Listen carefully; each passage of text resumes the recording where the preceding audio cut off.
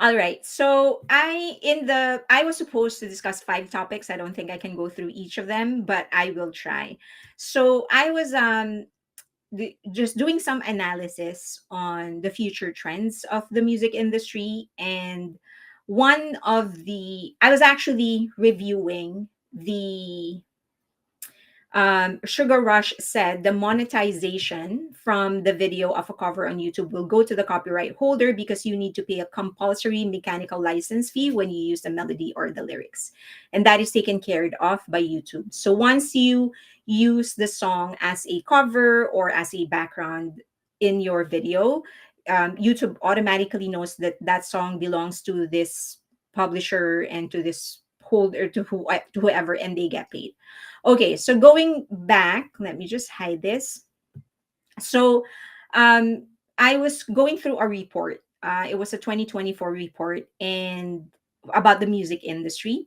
And one of the major findings is that BTS, well, not just BTS, but the music industry in the West, uh, it's all starting to bank on what they call super fans. So they are building a business model around superfans.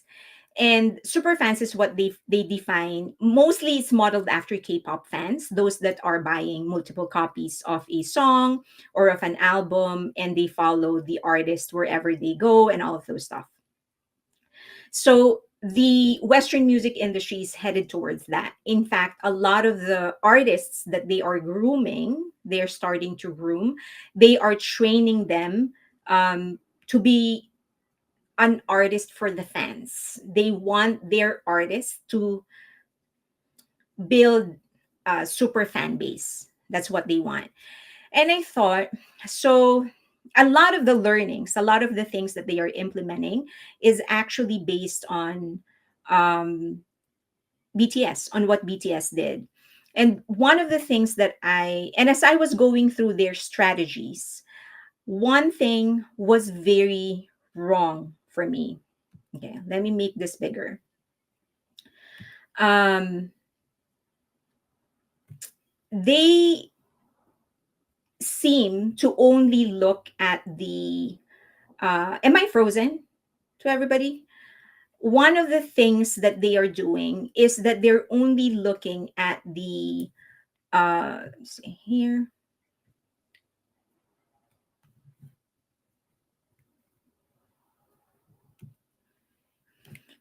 They're only looking at the strategy of the movement, but they're not looking at the intention behind the things that BTS has done. Okay. So one example would be, for example, they're looking at BTS creating content on their own YouTube channel, but they're not really understanding why BTS is doing that. So they're just asking their artists to start creating more content on YouTube, on different social media, on TikTok, but there is no explanation. If you look at their plan, there is no explanation on why they're doing that.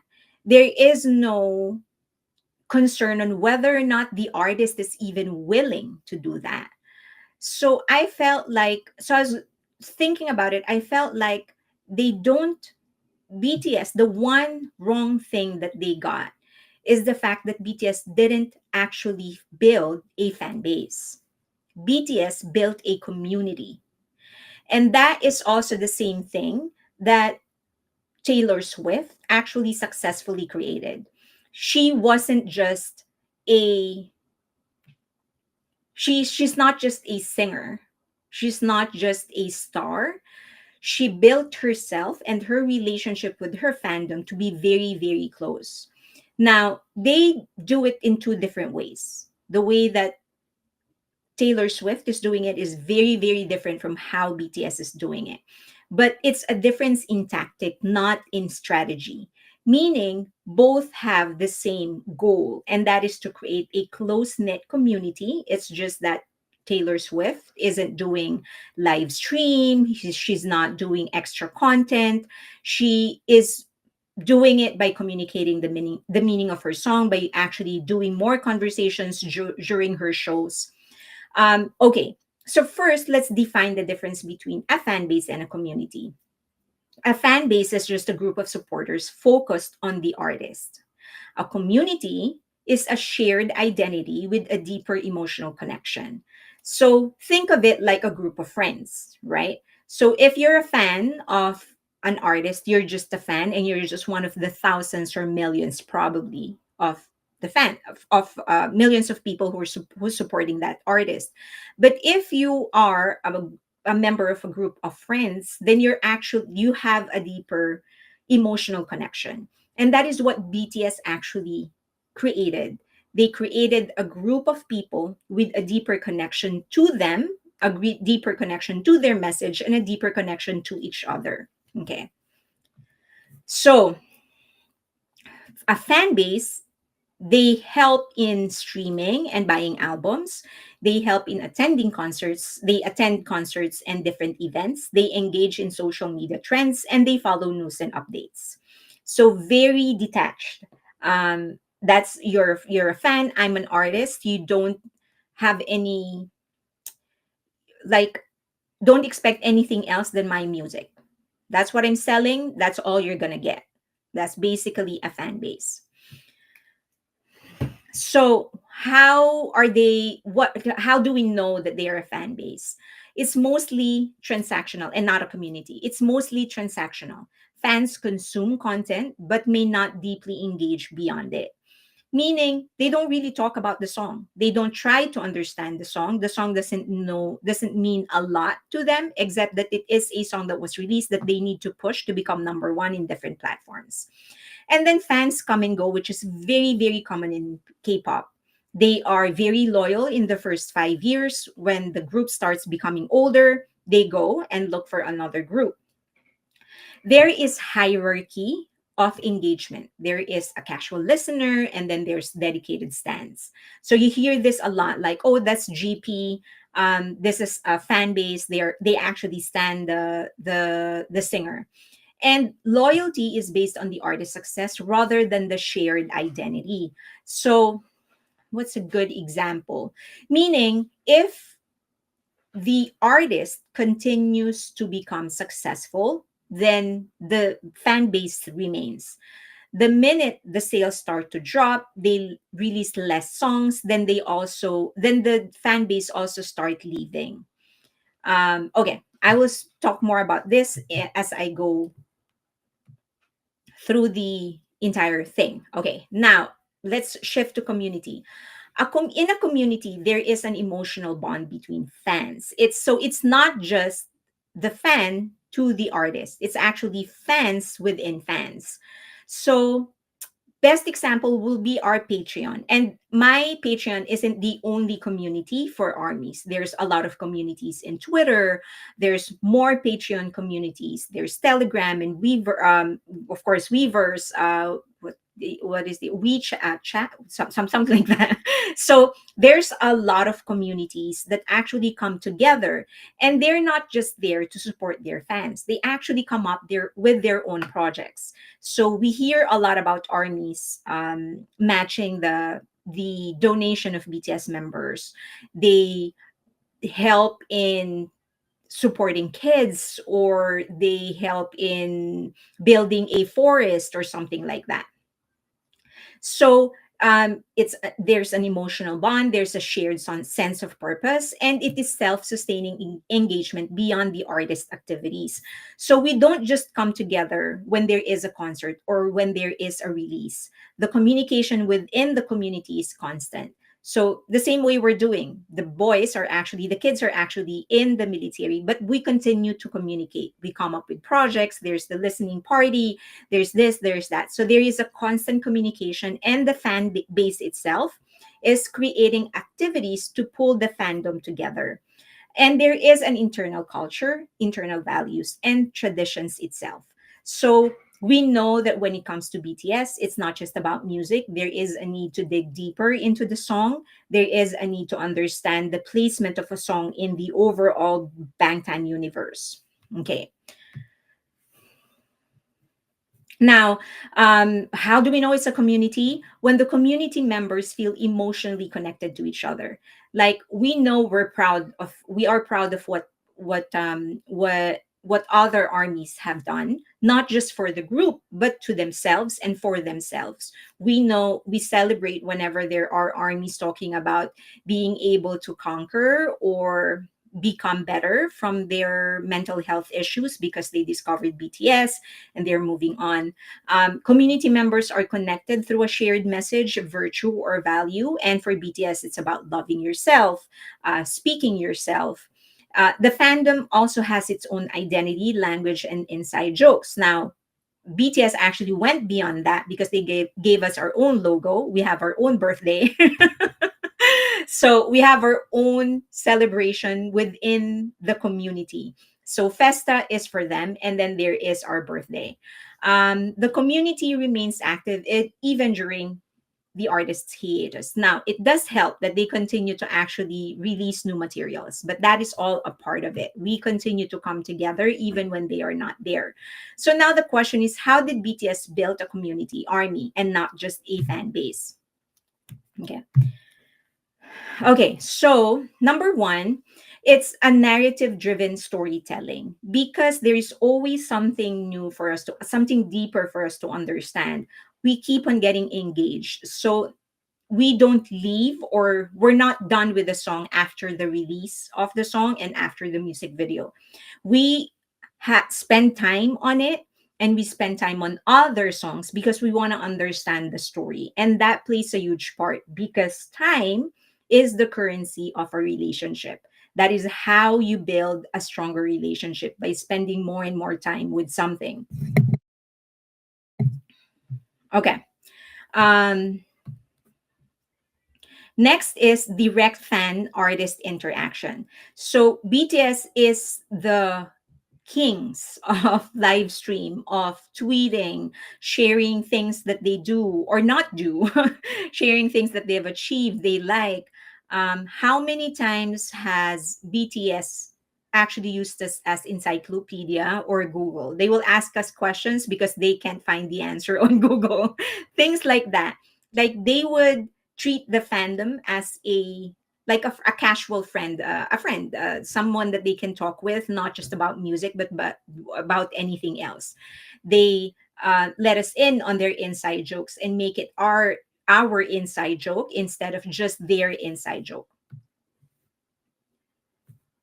Meaningful engagement beyond music, that's another thing. So it's not just about music, it's not just about music videos and brands. They actually have supported many other causes like Love Yourself with UNICEF, and they continue to be a partner of that.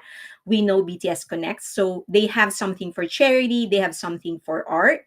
So they have shared all of this with us. And so they connect with us on different levels. It's not always about music, but also about other things that they are engaged in.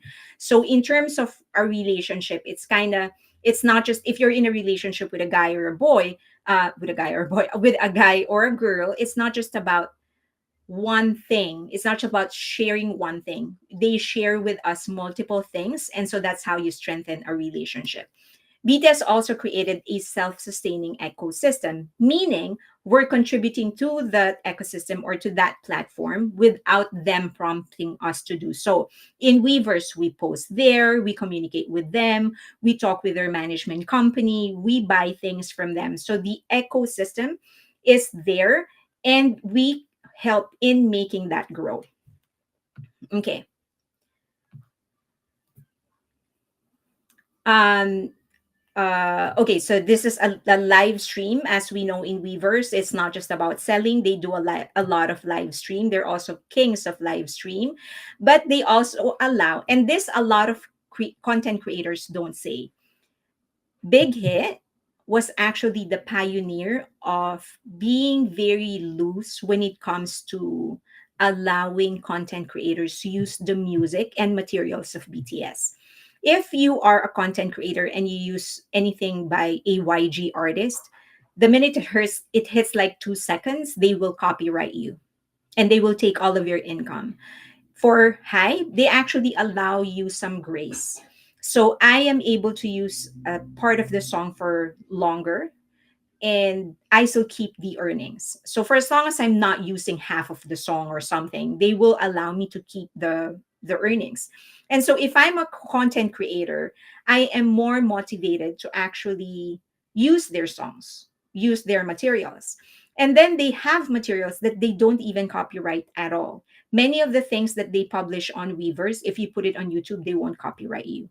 So they are the most friendly to content creators, which I think other management companies are missing on. If they will just allow more content creators to use their content more loosely, I'm not even asking for like half the song, allow me to use half the song and still keep the payment, but at least make it like, I don't know, 10 seconds, at least not that fast. Like if I'm trying to react to your video or if I'm doing a review, I need to use longer snippets of your song or music videos in order to prove my point. Big Hit was very wise in allowing many content creators to actually use the content of BTS and other groups under them for longer periods of time in their content. And I don't think there is any other group that can match the amount of songs that they've written for their fandom. As we know, I think how many, if I loosely, if we talk about it loosely, we can say that majority of the songs that they've written, it's actually for the fandom. But if you talk like in terms of the music or whatever, the lyrics, the message, they've probably, it's no less than 30 songs. They've written so many for armies that you can kind of feel, okay, it's not just like a one-off. You're not doing it just because you have to try and make it appear as if you really appreciate me. Like if you're able to write those many songs for armies, then you know that they really feel it, not just because they want to write it for the sake of making us feel as if we are special. And then there are the letters. Almost every special occasion, they would write letters to armies. Actually, when they went inside the military, quite honestly, I did not expect that they will continue to write us letters. Because I was like, you're in the military, you're busy, you're probably irritated because you don't want to be there, but they still continue to do it. Um, yeah. So this is the summary. Fans versus a community. When it's a fan base, it's just the main focus is actually artists and their music. When it is a community, it's a shared identity and emotional connection, not just with the artist, but also within other members of the fandom.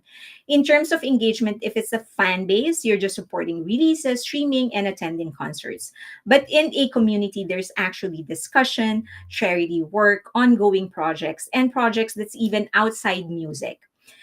In terms of loyalty, if it's a fan base, most likely they're gonna leave the group after like 5 years, especially when they start getting into relationships, when there is a scandal, when they go to the military.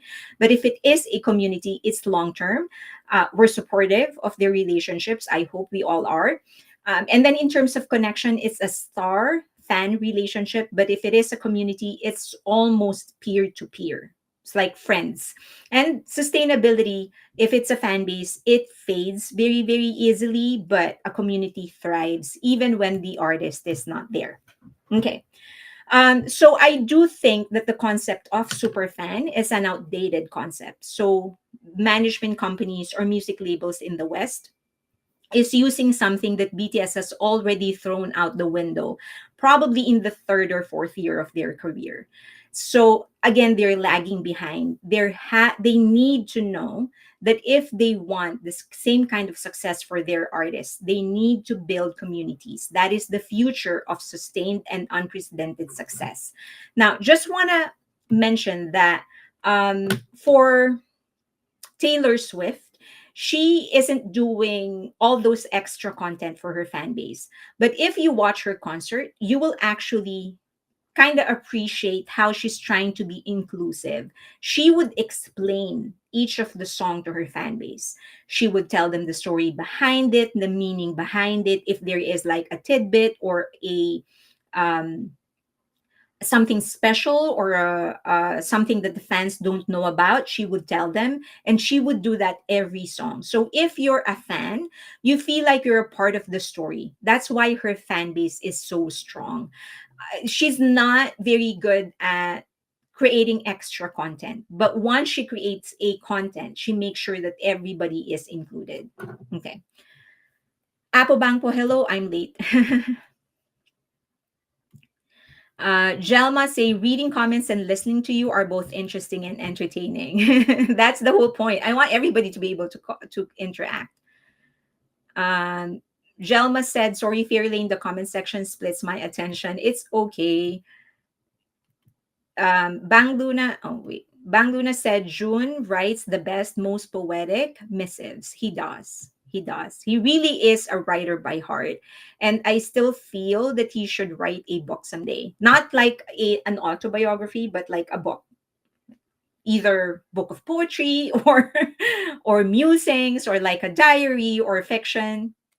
I will volunteer to become the ghostwriter, or somebody that will develop like the body of his ideas. So Namjoon, if you're listening, I volunteer. I will not take any earnings. Okay. Celeste said, every time I turn around, I find another that feels like a love song to armies. Okay, I'm just going back. I'm not late on the chat. It's just that I'm looking for questions.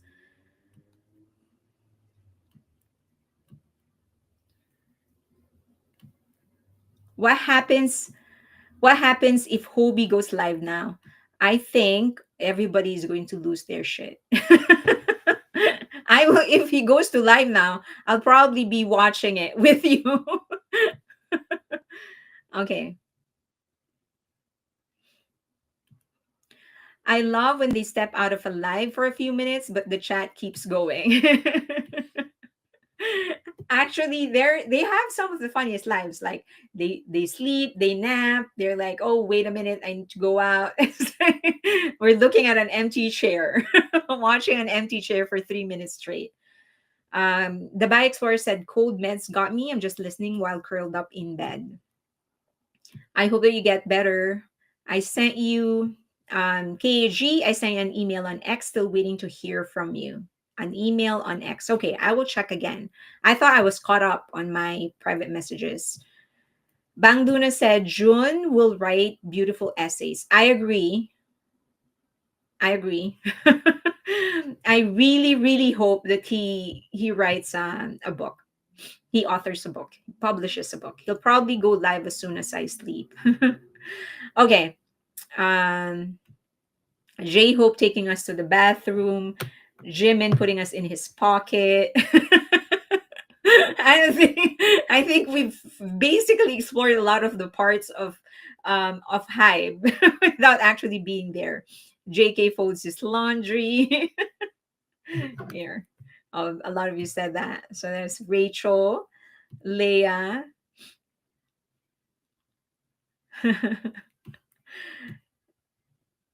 JK falling asleep. Yeah. So I think the moral lesson is that BTS is so ahead of his time, of their time, that a strategy that they've basically grown. I think they did start that way by just building a fandom, the same way every other boy group was actually doing it in a boy band was actually doing it in South Korea. My theory, I don't know them obviously, but my theory is that they also started that way. They tried to build a fandom, but then I think on the second, third year, I think they kind of realized that no, I mean, this is more than just fans for us. This is a community that they want to nurture. And that's where they actually went. That's the direction they went into. And a lot of the music labels in the US actually lack that. I don't want to be too poetic about it, but they kind of lack the soul behind the strategy. Like there is no intention, there is no explanation as to why BTS was actually doing it. Like this isn't just, you're not going to develop, you might develop a super fan with your fashion, with your cool music videos and your edited live stream, but you're not going to build a community by just that. If you want to build a community, you need to share something deeper with your audience, which a lot of music labels are actually missing.